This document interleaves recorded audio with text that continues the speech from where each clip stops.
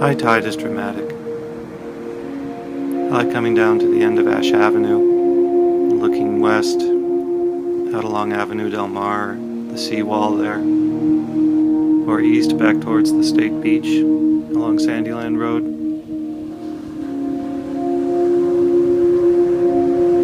The Coastal Commission's new sea level rise policy guidance says that coastal planners need to expect up to 5.5 feet of sea level rise by 2100. It's hard for me to picture what this shoreline will look like. They may be able for a time to defend the current edge of development, but there won't be a public beach. The only real alternative, though, is to retreat, to shift development away from the water in a way that really goes against all the traditions of Southern California coastal development.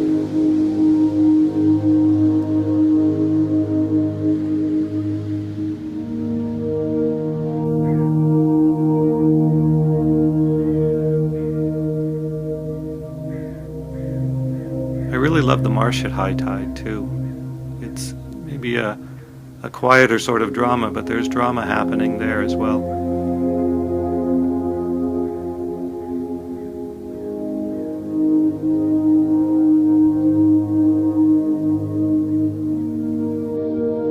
At low tide, the low marsh habitat is all terrestrial habitat.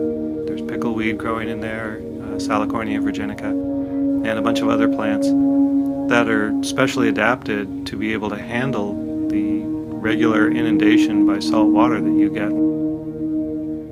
And at high tide, it goes from being a terrestrial habitat to being a completely aquatic habitat. And the pickleweed is still doing its thing, photosynthesizing, but now it's a water plant instead of a land plant.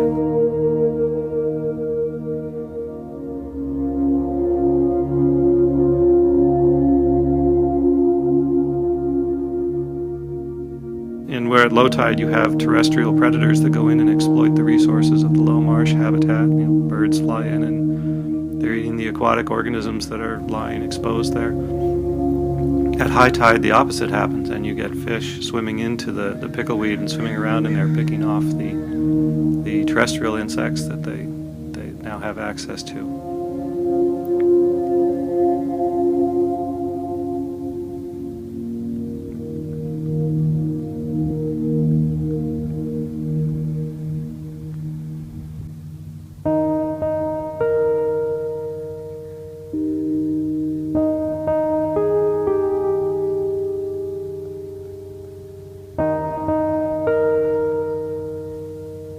I just finished reading The Sixth Extinction by Elizabeth Kolbert. And it's not really new information. I'm a big fan of David Quammen's writing, and The Song of the Dodo lays out a lot of the things that The Sixth Extinction talks about. But it's a really good telling, Kolbert's is, and it really has an emotional impact to just sit back and think about it. It's an easy thing to not think about, because it's depressing. But I don't want to let that close me off to what's happening.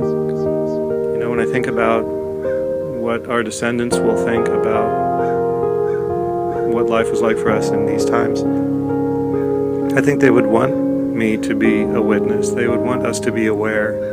If I had an ancestor who was alive at the time that flocks of passenger pigeons covered North America, I would want that person to go see them. I would want that ancestor to appreciate what they had.